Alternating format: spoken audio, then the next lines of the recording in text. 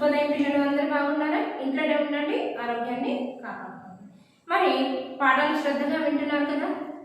ఇప్పుడు దానశీలము అనే పాఠ్యభాగము మీకు ఎంతవరకు అర్థమైందో ఒకసారి పునశ్చరణ చేసుకునే ముందు ఒక 2-3 మాటలు మీతోటి మాట్లాడతాను. సో చూడండి, మీరు 10th క్లాస్ పిల్లలు, సరే మాకు ఎగ్జామ్స్ ఉండవులే, తర్వాత స్కూల్స్ ఓపెన్ అయినప్పుడు చూసుకుందాంలే అని అపోహలో ఉండకండి. ఇప్పటి నుంచి మీరు ఆన్లైన్ తరగతుల ద్వారా మీకు చక్కగా మంచి అవకాశాన్ని కల్పించారు మన కమలా మెమోరియల్ హై స్కూల్ యాజమాన్యం వారు. ఇంత చక్కని అవకాశాన్ని మీరు సద్వినియోగం చేసుకోండి.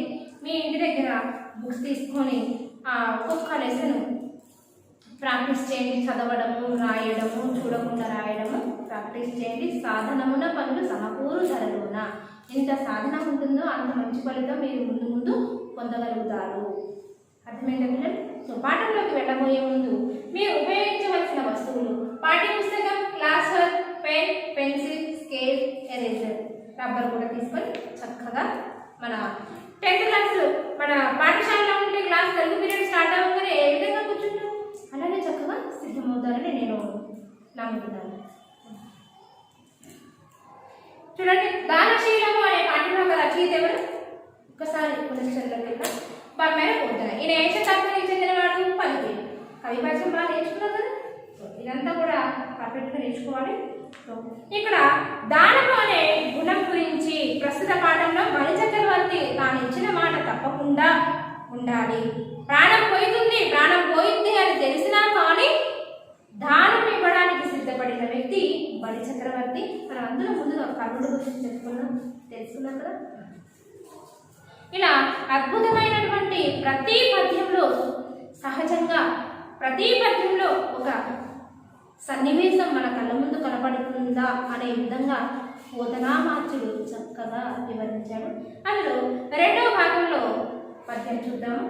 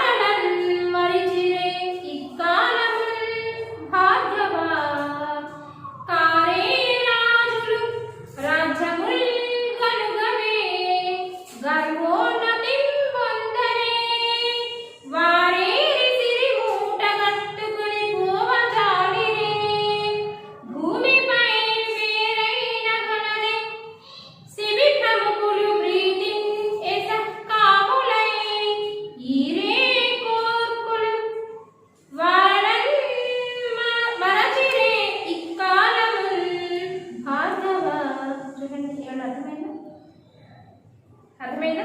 చూడండి, దీనికి కూడా ప్రతి పదార్థ తాత్పర్యాన్ని నేర్చుకోండి. ఈ పద్యాన్ని చూడకుండా రాయడం, భావాన్ని కూడా నేర్చుకోండి. స్టార్ మార్క్ ఉంది, ఎందుకు చెప్పాను అర్థమైందా? స్టార్ మార్క్ అనేది ఉంది, కావున నేర్చుకోవాలి. కార్యరాజులు భార్గవ, ఇక్కడ దానిపైన పద్యంలో శిబి చక్రవర్తి అంటున్నాడు, రైతులకి విత్తనాలని మంచి పొలాన్ని ఇస్తే ఎంతో సంతోషంగా పొలం దున్ని పంటను పండిస్తారు. ఆ పంట అంతా కూడా వచ్చిన సంపద అంతా కూడా వాళ్ళే తింటారా? ఆ పంటని అందరికీ కూడా దానం చేస్తారు, పంచుతారు. అలాగే దానం చేసే దాతకు ఎంత మంచి సంపద ఉన్నా కానీ అలాగే ఆ సంపదని దానం ఇవ్వడానికి కూడా ఎలాంటి వాడు దొరకాలి? ఉత్తముడైన వాడు దొరకడం మన అదృష్టం కదా అని చెప్పాడు. దాన్ని గమనించుకొని శుక్రాచార్యుడికి చెప్తున్నాడు మళ్ళీ బలిచక్రవర్తి. భార్గవ అంటే ఓ శుక్రాచార్య అని అర్థం. రాజులు, ఎంతో మంది రాజులు, కారే రాజులు అంటే రాజులు. ఇక్కడ చివరిలో చూసారా భార్గవ, ఇది ముందు తీసుకురావాలి ప్రతి పదార్థ తాత్పర్యానికి, మళ్ళీ తర్వాత మొదటి లైన్ నుంచి మొదలు పెట్టాలి. ఈ విధంగా ప్రతి ఒక్క పదానికి అర్థం రాసుకుంటూ పోతే చివరిగా ఏమొస్తుంది? భావం అనేది వస్తుంది. ఈజీగా రాసేయచ్చు. భార్గవ ఓ శుక్రాచార్య, రాజులు, కారే రాజు అంటే రాజులు, రాజులు ఎంతో మంది రాజులు, కాలేదా అయ్యారు కదా, ఏమయ్యారు చూద్దాం. రాజ్యాలు వారికి కలగవే, కలగలేదా? ఎంతో మంది రాజులు. రాజ్యాలు కలగలేదా? గర్వం పొగరుతో రాజ్యములు కలగవే. రాజ్యాలు అంటే రాజ్యాలు కలగలేదా? కలగలేదా? గర్వోన్నతి గర్వం అంటే పొగరు. గర్వం పొగరుతో ఉన్నతి గొప్పదనాన్ని గర్వోన్నతి పొందరే. ఉన్నతి గొప్పదనాన్ని పొందలేదా? పొందారు కదా. ఇక్కడ ఏమంటున్నారు చూడండి.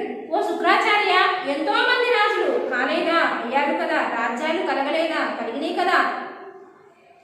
పొగరుతో గొప్పదనాన్ని పొందారు కదా.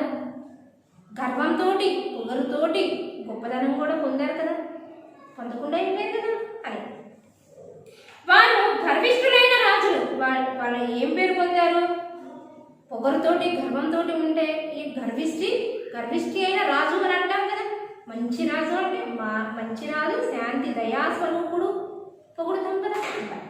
గర్విష్ఠులైన రాజులు ఎక్కడున్నారు? లేరా? సిరి సంపదలు మూట కట్టుకొని పోవచాలిరే. రెండవ లైన్లో చూడండి, జాగ్రత్తగా వినండి పిల్లలు.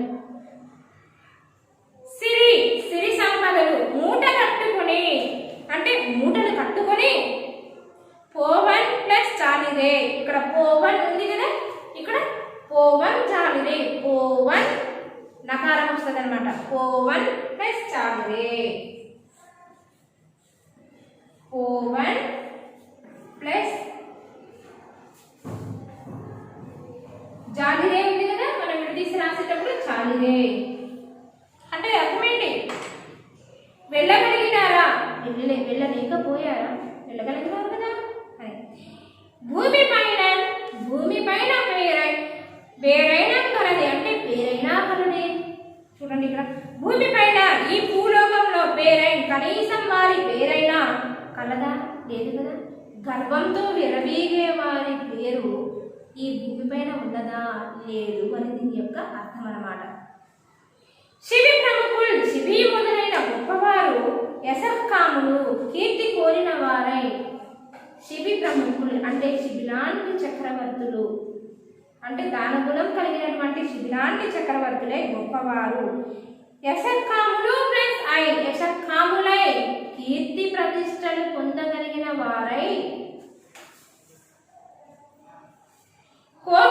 కోరిన వారి కోరికలు కాదు అనకుండా దానం చేసేవారు. ఏ కోరిక కోరితే ఆ కోరికను వాళ్ళు తీర్చేవారు. ప్రీతి ఇష్టముతో, అది కూడా కష్టం కాదు. ఏ కోరిక కోరేమని నేను కష్టం ఇస్తున్నాను, ఇష్టముతోటి భక్తి భావంతో ప్రేమగా ఇవ్వడం. తీర్చలేదా? తీర్చారు కదా. ఈ ప్లస్ కాలము ఇక్కడ త్రిక సంధి వస్తుంది కదా. ఈ 7 త్రికములు అని అంటారు. మీకు నేర్చుకున్నారు కదా. ఈ ప్లస్ కాలమున్ ఇక్కడ త్రిక సంధి వస్తుంది. ఇక్కాలమున్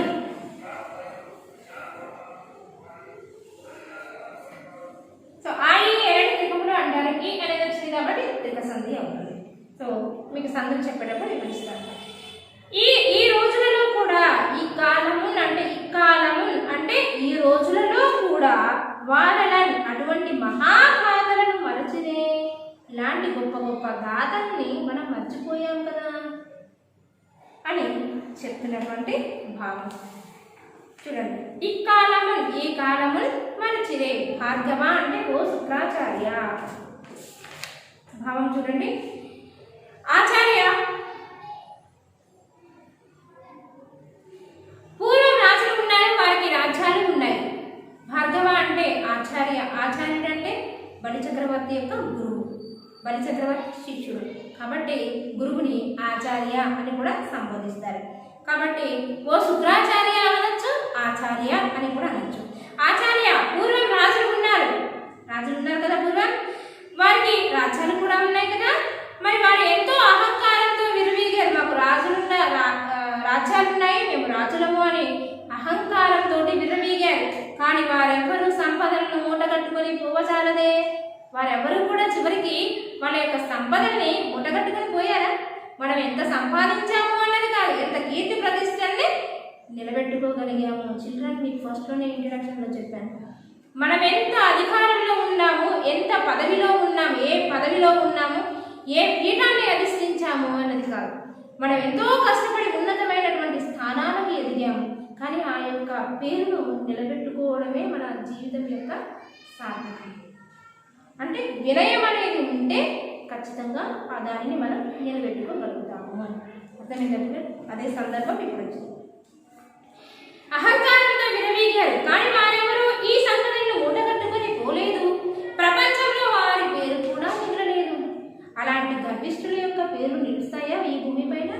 వాళ్ళ గురించి మనం చెప్పుకుంటున్నామా? చరిత్రల్లో, పురాణాల్లో చెప్పుకోవట్లేదు కదా. గర్విష్ఠులు రాజులు అని చెప్పుకుంటున్నాము. దుర్యోధనుడు దుర్మార్గుడు, ఇప్పటికీ మహాభారతంలో ముందు మెయిన్ ఆయనే కాబట్టి దుర్మార్గుడు అని చెప్పుకుంటున్నారు. అలా చెడ్డవారిని చెడ్డవారిగానే కీర్తిస్తాం. అలాంటి వారిలో ఇలా అధికారం అనే రాజ్యాధికారం అనే అహంకారంతో విరవీగే రాజుల యొక్క సంపదను మూటగట్టుకొని పోలేదు కదా. వాళ్ళు ఎంత సంపద మూటగట్టుకున్నా కానీ ఈ ప్రపంచంలో మళ్ళీ తిరిగి వాళ్ళకి ఎక్కడా కూడా పేరు ప్రతిష్టలు లేవే, వాళ్ళ పేరు నిలవజాలలేదు కదా అని చెప్తున్నాడు. మరి కానీ శిబి చక్రవర్తి వంటి వారు కీర్తి కోసం సంతోషంగా అడిగిన వారికి కోరికలు తీర్చలేదా? సో వాళ్ళది అలా చరిత్ర అయిపోయింది. గర్విష్ఠులు, కోపిష్ఠులు రాజ్యాన్ని సంపాదించారు, సంపదలు ఎన్నో మూటగట్టుకున్నారు, కానీ చివరికి వాళ్ళకి చనిపోయేటప్పుడు అవన్నీ తీసుకోపోలేదు కదా. కానీ వాళ్ళ యొక్క చరిత్రలో వాళ్ళ పేరు కూడా ఈ భూమిపైన నిలవజాలలేదు, భూమిపైన లేదు. కానీ శ్రీవి ప్రముఖులు వంటి యశకాములై శిబి చక్రవర్తి వంటి వారు కీర్తి కోసం, తన పేరు నిలబడడం కోసం ఆడిన మాట తప్పకుండా మళ్ళీ ఇచ్చిన వాగ్దానం వెనక్కి తీసుకోమని శుక్రాచార్యులు వారించిన తగదు, ఈ ఇంతటి అసత్య భారాన్ని నేను మోయలేను అని వారించాడనమాట. సంతోషంగా అడిగిన వారికి ఇష్టంతో ప్రీతిగా అడిగిన వారి కోరికలన్నింటినీ కూడా తీర్చినటువంటి ఒక గొప్ప రాజు శిబి చక్రవర్తి. వారిని ఈనాటికి లోకం మరవలేదు కదా. మరి ఈనాటికి కూడా మనము ఈ లోకం వారిని ఇంకా మరవలేదు. కానీ సంపదను మూట కట్టుకొని, మరి రాజ్యాలు మూట కట్టుకొని, రాజ్యం అనే అధికారంతో అహంకారంతో విరవీగిన రాజుల యొక్క పేర్లు మరి ఈ భూమిపైన చరిత్రలో ఎక్కడా లేవు, వాళ్ళ పేర్లు ఏమి లేవు. కానీ ఇక్కడ శిబిలాంటి ప్రముఖుల యొక్క చరిత్రల గురించి ఇప్పటికీ కూడా మనం చెప్పుకుంటున్నాం కదా అని ఈ పద్యం యొక్క భావం. తర్వాత పద్యం చూడండి. ఉడుగని క్రతువుల వ్రతముల గొడగనంజనట్టి పొడవు పొడవున గరుచై ఎడిగిడినంట నడుము ఓడికి నిడరాదే మహానుభావ ఇష్టార్థముల్. చూడండి మళ్ళీ ఒకసారి పద్యం చూడండి. ఉడుగని క్రతువుల వ్రతముల గొడగనం జననట్టి పొడవు పొడవునన్ గరుచై ఎడిగిడినంట నడుము ఓడికి నిడరాదే మహానుభావ ఇష్టార్థముల్. చూడండి ఇక్కడ ఉడుగని క్రతువుల మహానుభావ, ఓ మహానుభావ, మహా ప్లస్ అనుభవ, మహా ప్లస్ అనుభవ అనేది. ఓ మహానుభావ, ఉడుగక అంటే ఎడతెగని, ఉడకని అంటే ఎడతెగని, అంటే ఎడతెగని వర్షం కురుస్తుంది అంట. అంటే అసలు తెరిపి లేకుండా ఉండకపోతే వర్షం కురుస్తుంది అని అంట. అంటే దానికి విశ్రాంతి అనేది లేదు, ఎప్పుడు పడుతూనే ఉంది వర్షం. దాన్ని ఉడకని అంటే ఎడతెగని. క్రతువులు అంటే యజ్ఞాలు, యజ్ఞాలతో వ్రతములు, పుణ్యకార్యాలలో క్రతువులు అంటే వ్రతములు. క్రతువుల్ అంటే యజ్ఞాలను, వ్రతములు అంటే పుణ్యకార్యాలు. అట్టి పొడవు అటువంటి గొప్పవాణి, అట్టి పొడవు అంటే అటువంటి గొప్పవాడు. పొడవుగా ఉండేది ఎవరు? విష్ణుమూర్తి. ఆ విష్ణుమూర్తి ఎవరి అవతారంలో వచ్చాడు? చక్రవర్తి దగ్గరికి, బలి చక్రవర్తి దగ్గరికి వామన అవతారంలో వచ్చాడు. అతను ఎంత హైట్ ఉన్నాడు? పొట్టివాడు. బ్రహ్మచారి వేషంలో వచ్చాడు, నేను బ్రహ్మచారిని. మరి నువ్వు బ్రహ్మచారివి, నువ్వు 3 అడుగుల నీడ ఏం చేసుకుంటావు అని అంటే, నువ్వు ఇస్తావా ఇయ్యవా అని అడిగాడు. సరే నువ్వు మాట ఇచ్చావుగా ఇయ్యమని. 3 అడుగులు అంటే మొట్టమొదటి 3 అడుగులు అనుకున్నాడు, విశ్వమంతా అనుకోలేదు. ఇలా అట్టి పొడవు అటువంటి గొప్పవాడి విష్ణువు పొడవు ఉనికిని కళను చూడడానికి, ఆ ఉనికిని చూడడానికి చలను వెళ్ళలేదు. సాధ్యం కాదు కదా, ఆ విష్ణుమూర్తి యొక్క ఉనికిని చూడడానికి నువ్వు వెళ్ళలేదు, సాధ్యం కాలేదు కదా. పొడవుల్ ఆ శరీరములో, ఆ శరీరం యొక్క కారుణ్యం పొడవులు కరచునే కరచుండే. చూడండి 3వ లైన్లో చూడండి, 2వ లైన్లో గరుచు గరుచై అంటే కరచు ప్లస్ ఐ, గరుచై అంటే కరచు ఐ. వెళ్ళలేదు కదా అంటే పొట్టివాడు వామనుడు, ఆ విష్ణుమూర్తి వామని అవతారంలో పొడవైన వాడు పొట్టి అవతారంలో వచ్చాడు. అలాంటి శరీరాన్ని నీకు చూడలేదు కదా, చూడలేకపోయావు, సాధ్యపడలేదు కదా. అడిగేట్లంట అడుగుతాడట నన్ను పోటీకి నా వంటి వాడికి ఇడరాదే, ఇవి ఇచ్చే అదృష్టం లేదా? విష్ణుమూర్తి తన యొక్క అవతారము అంత పొడుగ్గా ఉంటుంది, మరి వామనుడి అవతారంలో తన శరీరాన్ని మార్చుకొని చిన్నగా వచ్చి అడుగుతాడంట. మరి అడిగాడట, మరి చూడడానికి కూడా వెళ్ళలేదు, సాధ్యం కాలేదు. మరి అలాంటి పొట్టివాడు వచ్చి అడిగినప్పుడు తనకి ఇష్టమైన సంపదలను అడుగుతాడట. మరి నన్ను ఇవ్వడానికి ఇచ్చే అదృష్టం లేదా? ఆ విష్ణుమూర్తే వామన అవతారంలో వచ్చి నన్ను సంపదలు అడుగుతాడట, మరి ఆ విష్ణుమూర్తికి ఇచ్చే అదృష్టం నాకు లేదా అని ప్రశ్నిస్తున్నాడు. చక్కగా చూడండి, భావం చూడండి ఒకసారి.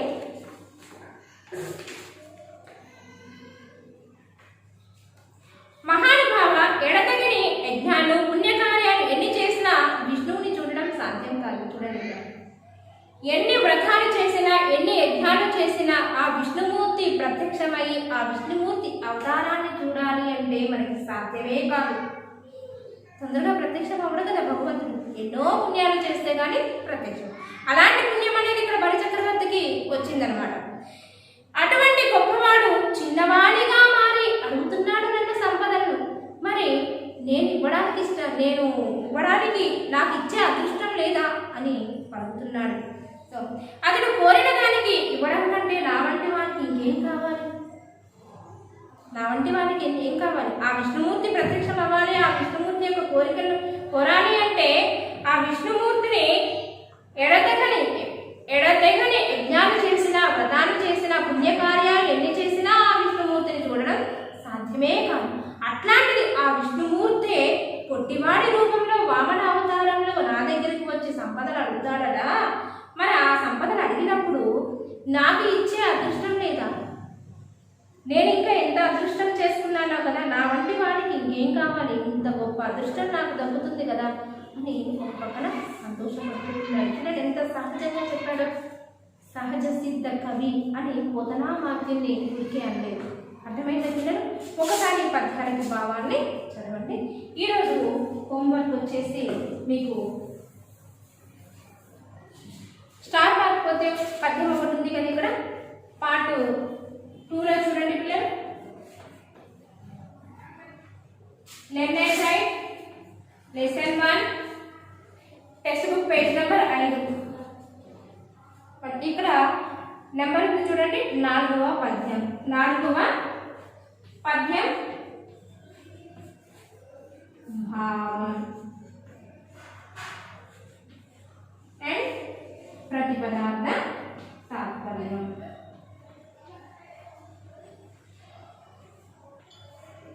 ప్రతిపదార్థం చూడండి. మొదటి పద్యానికి పద్యం ఎలా రాశారు, ప్రతిపదార్థం ఎలా రాశారు, భావం ఎలా రాశారు.